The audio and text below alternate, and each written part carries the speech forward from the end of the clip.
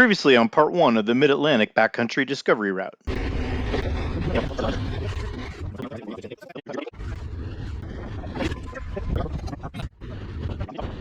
If your name happens to be Ed March, be sure to hit like and subscribe. It's our third day on the BDR. We woke up at the Hidden Valley campground where I grabbed this selfie. By now the temperature was dropping as a cold front had moved in. It's in the low 40s and there's ice on the bikes. If it wasn't for the heated gerbing jackets, we'd be freezing. We had turned east and were heading up US 220 north along Jackson River Road. Despite not being on the BDR, the views were amazing. We didn't know it then. This unusual little bridge was over the Potomac River in Franklin, West Virginia.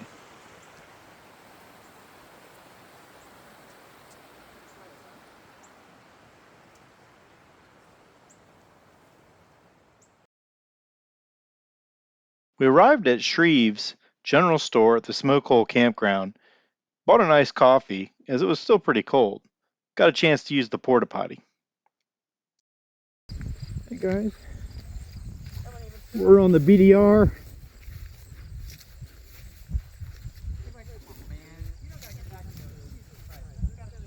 By the way, here's how it played out on Instagram.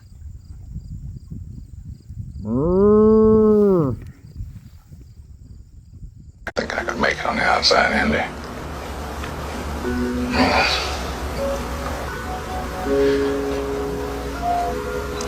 I've been in here most of my life. I'm an institutional man now. I don't think. Across from these cows, we found this old license plate barn that was really cool. In Augusta, West Virginia, we found the El Centro Pizzeria family restaurant. This is the Old Town Toll Bridge, the last privately operated toll road in America. It starts following the C&O Canal. It's also where the BDR begins to cross into Maryland and then back into West Virginia.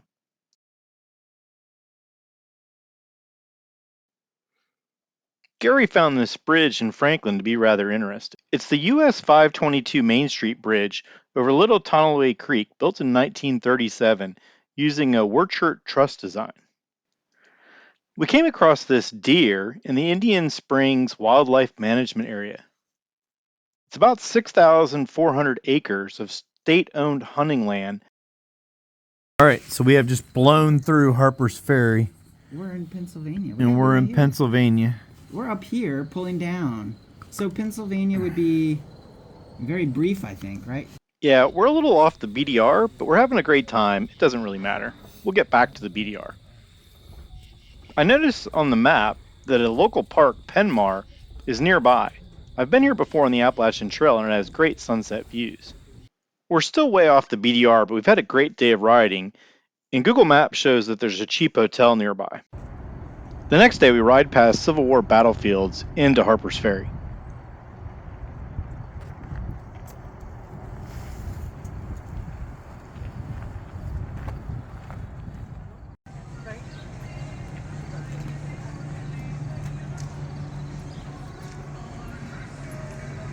I went into Battlegrounds Bakery and Coffee and enjoyed a latte.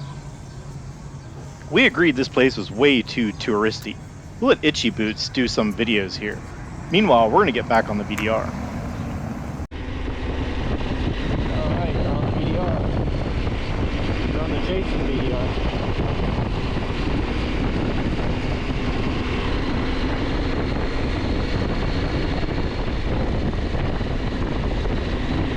I'll be damned. The route's right next to the Appalachian Trail all the way through Maryland.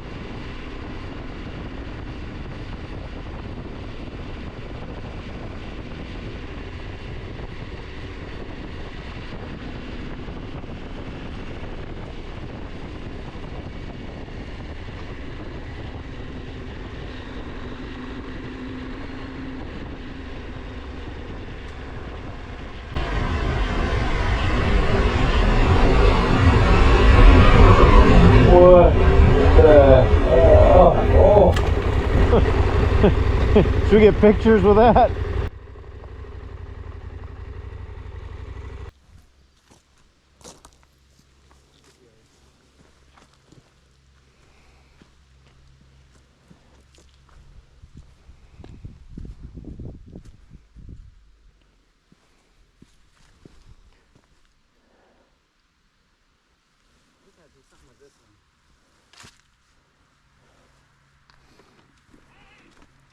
Dude, this is somebody's really cool toys. How in the hell did they get out of here? Ah, I felt bad for some kid that lost his toys. This is so bad. Somebody steal them, you think? This is toy abuse.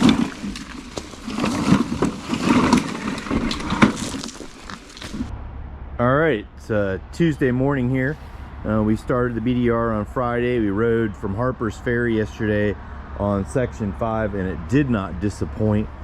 We had a really great time, but temperatures last night dropped down below freezing, and we decided that we would just find us a motel. So bam, it's the Econo Lodge in Miffletown, Pennsylvania, of all places. But the ride here was absolutely phenomenal too. We weren't even on the BDR. We were just following the GPS to the hotel, and it was absolutely beautiful. We got an IHOP right next door. We're gonna be loving that. We had some barbecue at this place last night around the corner that was just, they had this birch root beer that was absolutely fabulous. So really enjoyed the birch beer, and had some barbecue that was pretty good as well. And actually the meatloaf at the place was really great. Yesterday's weather was a little overcast, so it was felt a little chillier, but the heated jackets are working out. Today is October 23rd, 2022, and the forecast is all sunshine today. So you can see the Econo Lodge.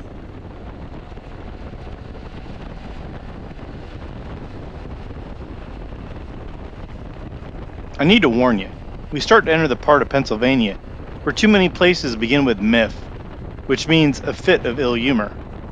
You got Miffletown, Mifflinburg. Both are named after Thomas Mifflin, the first governor of Pennsylvania. He served from 1790 to 1799. He was also the state's last president, succeeding Benjamin Franklin in 1788. I'd never heard of him, but apparently he's the founding father of the United States for his roles during and after the American Revolution.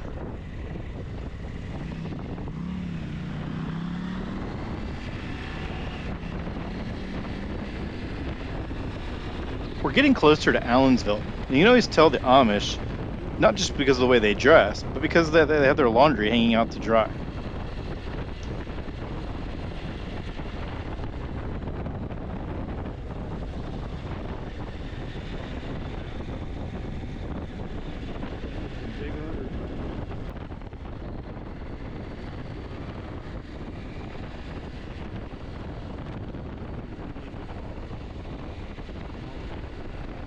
Front Mountain Road in Allensville, PA has a lot of Amish farms.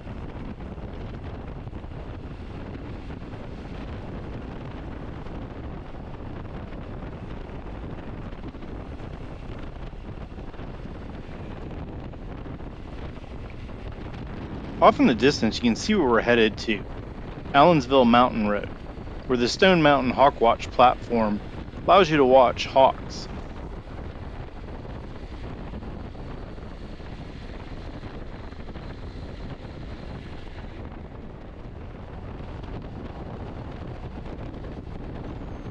I really respect both the Amish and the Mennonites. They just have a hard work ethic.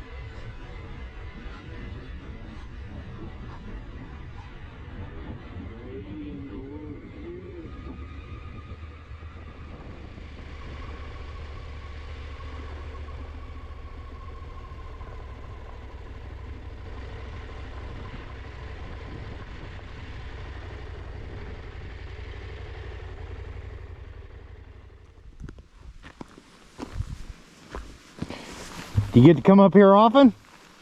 We have somebody here every day watching hawks migrating. Oh, really? Yeah. Yeah, most days we're out the ridge further where there's a platform, but I'm not sure if I'm going out there today. And are they headed south? Yeah. Yep. And what type of hawk? There's over a dozen that go by. Okay, so all sorts of hawks. Like red-tailed hawks, and bald eagles, yeah, golden eagles. So I live in North Florida, and I have red-tailed hawks in my neighborhood. Okay, yeah, you probably also have red-shouldered hawks, which come through here as well. They're even more abundant down there. And peregrine falcons, kestrels, the little guys. So yeah, on windy days, especially from the west, when the wind hits this ridge, it deflects up, and then the birds can just get lift from draft, yeah, or what do they call it? Not having to, flap all the way. Yeah, you don't have to work. Yeah, because the more you flap, the more calories, and the more you got to hunt. Yeah. And then what kind of prey would they normally pick up? It depends which ones. Like bald eagles, they're happy to scavenge. So if there's a dead deer or something around, they'll come down to that. Oh, okay. Red-tailed hawks would be more like rabbits and squirrels, that kind of thing. So there are a lot of eagles out here? We get a lot of eagles migrating through. I mean, 25 years ago, we saw very few, of course. Yeah, we saw some on the other side. Yeah, we were wondering. They're pretty It much was eating something on the road, and it acted like it wasn't even scared of my motorcycle. I was like, get out of the way! I was honking my horn, and it just sat there and it looked at me. Yeah. But it didn't have black like a vulture, but it looked like a big bird. Okay, I was like, and I said, oh, it had brown feathers, and he was like, a vulture. well, it could be either, but bald eagles are perfectly happy to scavenge, and that's how they. I mean, a lot of them winter up here in the north. How many have you seen so far? I've seen probably 20 something this morning. Wow. Like I said, this is a fairly good day because the wind's coming from this direction. That's awesome. We have it even better. About a half mile out the ridge, we have a platform built on a high point, but I have a back injury from an accident this summer, and so I'm taking it easy back here. But it's pretty spectacular. Yeah. Does this come kind of a regular motorcycle route or cycle route? Yeah. I often see guys. Are you seeing a lot of it? Yeah. I mean, not dozens or hundreds, but some days, there'll be 3 or 4 guys or ladies, whatever. So mostly going that way, it seems, although not always. Yep. It's a route that goes from Damascus, Virginia, up to, what is it, Louisville? Lawrence. Lawrenceville, New York. Oh, really? So it's a huge route. It's like about 8 days. Oh. And it's a posted route, and you can fire up some GPS, so you follow these tracks for each day is like a, like probably a 7 or 8 hour ride each day. Okay. And they come to the same place, so I'm sure all the locals are kind of like, oh God, more motorcycles, Yeah, it's not that bad, but I do see a surprising number of cycles go by. Yeah, so it's a pretty well-known route. Yeah, okay. That's interesting. But like you said, there's not so many people that are doing it very quick. No. It's just more than you might guess would be out on a state forest road like this. Yeah. But I can see why you'd want to do some of this instead of all the main roads. And it obviously. does a combination of both. Yeah, sure. Oh, it has to be. Yeah. Sure. Yeah. You go through State College eventually. I don't know. It's so hard to know where we're going to go with this route. Okay. Yeah. Well, that mountain ridge over there. I'm sure we're going to get in it. That's where when you go over that, you're into the valley where State College and Penn State is at. Oh, okay. Yeah. Nittany Lions, right? Yep. Sure Nittany Lions, you didn't have a very good day We're last going to week. be riding all day, so I'm sure we're going to get into it. Yeah. Yeah. Yep. But it just goes back, forests, stuff like this, all the way up to Lawrenceville. Oh, is that right? Okay. Yeah. No, that's what part of New York State is that? Southern. I mean, it's right on the border with Pennsylvania. Oh, is that right? Okay. See, up here goes that's a red-tailed hawk. Your vision's better than mine. Yeah, up higher, a little bit higher. I see it. Yeah. Okay. Yeah, that's see, I mean, he's flapping a little bit, but he's well, actually, the reason he's flapping a little bit is because the wind it's a little bit of a headwind, so they have to work a little bit. Ideally, they would like it to be a northwest wind. That way, they can just glide up there, glide all the way. Yeah. But he's probably headed for somewhere down in Virginia or North Carolina, somewhere down there. Place warmer. Yeah, just is there an organization that you're with, like Audubon, or? Well, it's kind of a loose organization. The State College Bird Club and Altoona has the Juniata Valley Audubon Society, so it's kind of a loose conglomeration of us. It's not like anything super official, but there are a bunch of hawk watches all over the place on ridges, and we all send our data to a central That's awesome. collection spot, a website after each day. And so from September through November, as long as it's not raining or whatever, somebody's here. Because they say that birds are an important part of the ecosystem. Oh, and sure. Yeah. when you have a decline in the birds, it's, you know, Well, indicators of other If the birds things. are declining, that means there's already trouble, because the birds are up high on the food chain, and that means habitat and stuff down below are not doing well. So I think that's how they found some of those pesticides and chemicals was killing the birds. Yes, and absolutely. DDT, back in the 60s especially. made the shells soft or something like that. Exactly. That's exactly right. Yeah, that's why the bald eagles and peregrine falcons and osprey plunged to almost zero in the eastern half of the United States. I spent this summer, I went up to northern Minnesota to the Boundary Waters. And I saw so many bald eagles, moose, beavers, everything. It was an absolutely phenomenal trip as far as, you know, the only place I'd see more stuff is in the zoo. Oh, yeah. You know, but I'm hiking the Appalachian Trail and I've done 600 miles. Oh, really? Okay. I rarely see anything. Yeah. There's no deer. Maybe I see 5 deer in 5 years. Oh, okay. There's no, I see squirrels. I see chipmunks, but you don't see any real wildlife. Yeah. And it worries me that here we are walking up on the ridges, and the deer tend to not stay up there too much. Right? Yeah, like right they want to here, go down into the there's fields. tons of deers, but they're down in the where the fields are and stuff. That's good to know, I guess. Yeah. Well, yeah. I believe me, us. the road I live on here, if you go more than 30 miles an hour, you're crazy, because you're going to hit a lot deer of deer sooner or later. But yeah, I've done about 400 miles of the Appalachian Trail, although it's been some years since I did it. But most of Pennsylvania and some of Virginia. Yeah, I did all. I'm naturally at mile 610 north, but a buddy wanted to hike Maryland last year, so we went from Harper's Ferry to Penmar. Okay. And that was really beautiful. And we just rode through that same area on motorcycles. Oh, so okay. Yeah. and the leaves are perfect. Oh, yeah. A little early this year, you think? Only slightly, but I'd say pretty good. Around here, we get a lot more of the yellow and brown and that sort of thing, compared to the reds of. What's he? That's a sharp-shinned hawk. Man, That's a little guy. He hunts birds, small birds. Really? Yeah. I did not know birds ate other birds. Certain types that are built to chase small birds. Yeah, he just flew right off. Yeah. Look at him go. Yep. Yep. On a good day, they might cover 100 miles, something like that. My grandma loved cardinals growing up, and she would feed them in Minnesota. Oh, okay. And now I've got a cardinal feeder, and I occasionally get some in Florida. They don't seem to stick around too long. Yeah. Go, man. You gotta get to riding. Yeah. Some birds to watch. Hey, thanks for doing what you're doing. That's a good thing. Nice talking to you. Good luck.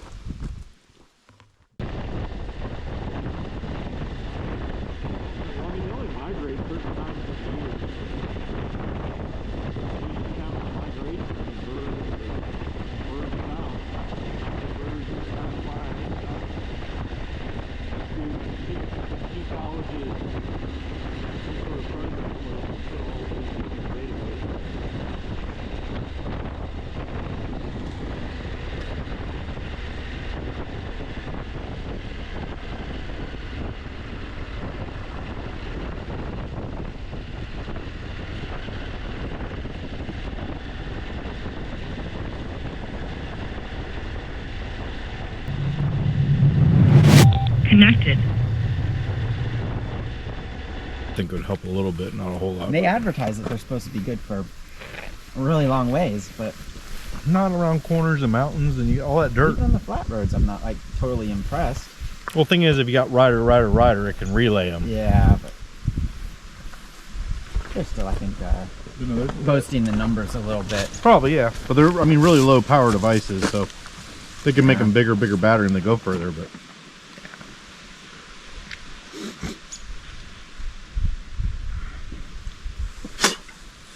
So you don't keep no fuel in here? Or you do have some? I don't think there's any gas in either one of them. Let me. Oh. There's one over here too. Oh hell, man. carrying a lot of extras. Oh, fuck. Forgot about that. That's hilarious.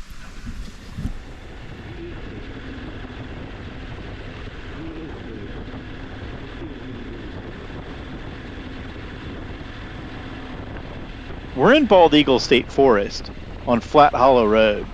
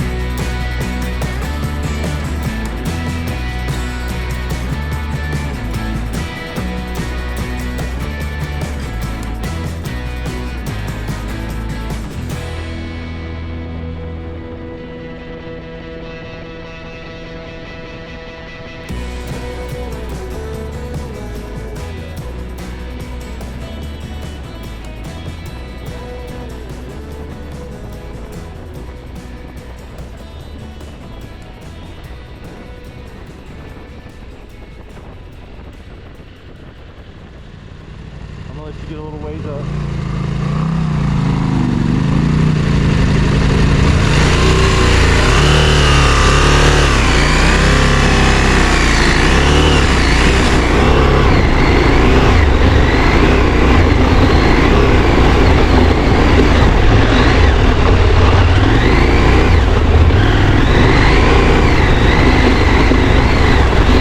Got around him good. Holy shit. Yeah, alright. Let's go, Gary. Whoa.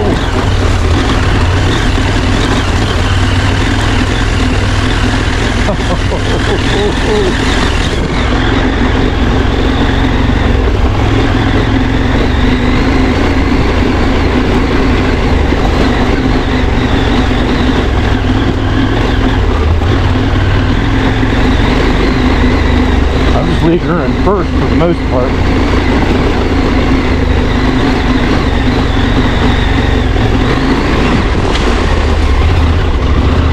Ooh, I got off road, but I got back on good.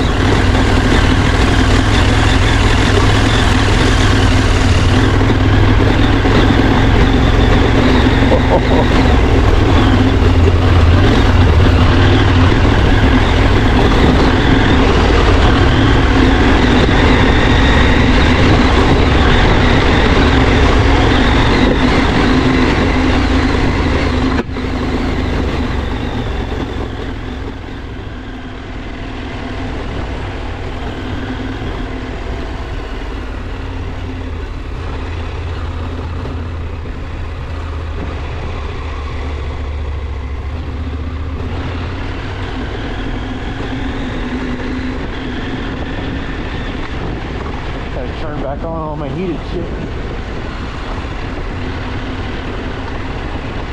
Oh, the grips and the seat.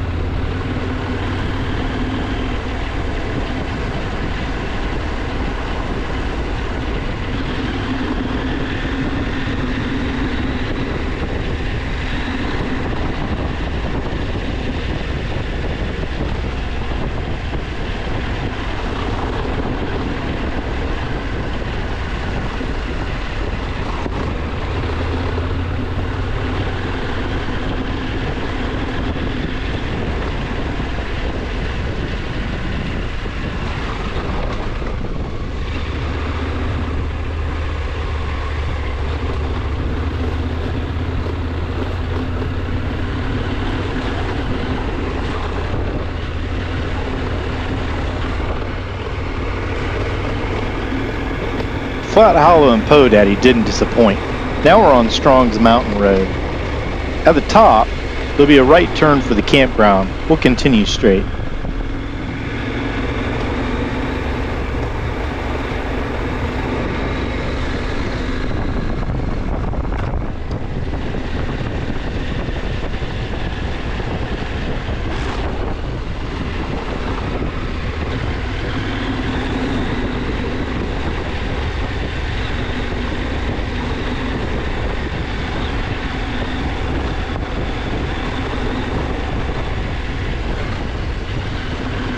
Yep, I almost expect us to see a Jeep.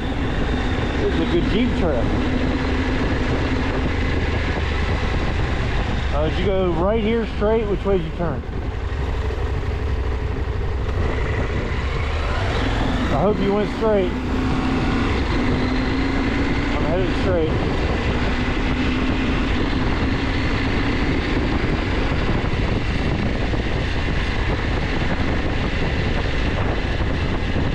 Yeah, I'm following the red line. Yeah, I think I'm catching up to you.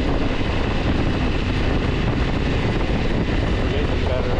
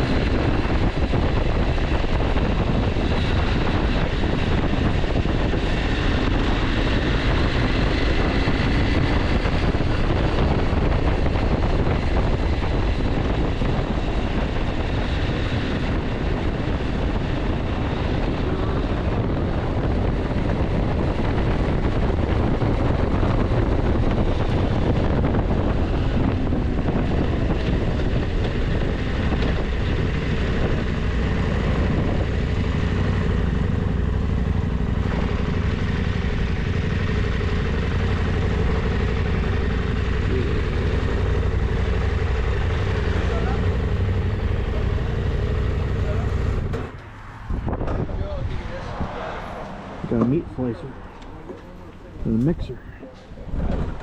This might be a restaurant, bro. Those two guys ended up pushing that meat slicer all the way up the highway. I have no idea where they were going with it. But we were at the end of section 6, and while it's a gas station that does have food, we wanted something better to eat. So we turned around and went to Boomerang's, which was excellent. The hot chocolate and sandwiches were excellent. The waitress pointed out this map from Freeman Maps. Uh-oh, Butler, better watch out.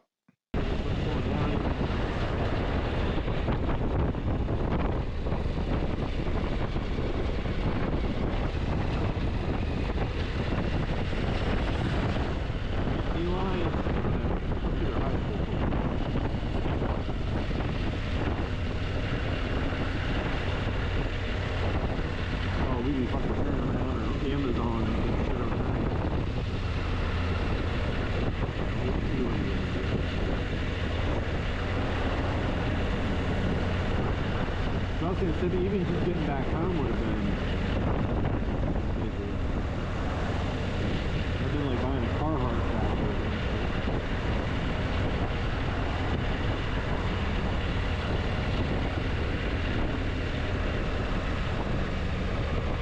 Just happy.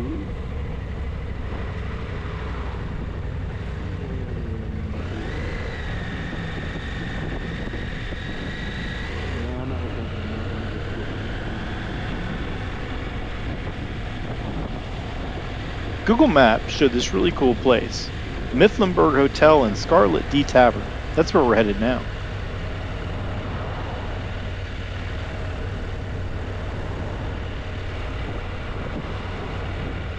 I think we'll probably have to make a U-turn in the park. Oh, I see it up there. There's the railing, I believe, is it.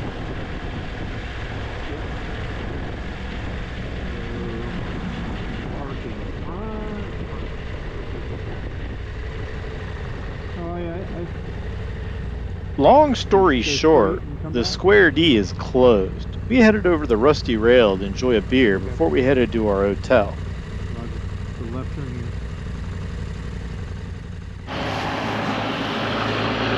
Alright, it's Tuesday morning. We're in Miffletown at the Econo Lodge, getting ready to head out on section 6 of the Mid-Atlantic BDR.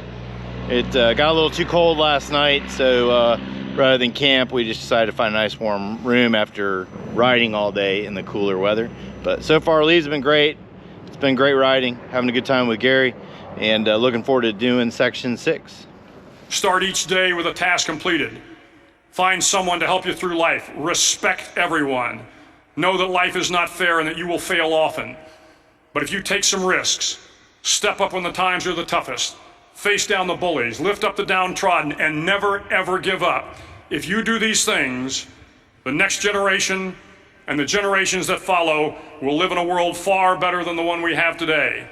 And what started here will indeed have changed the world for the better.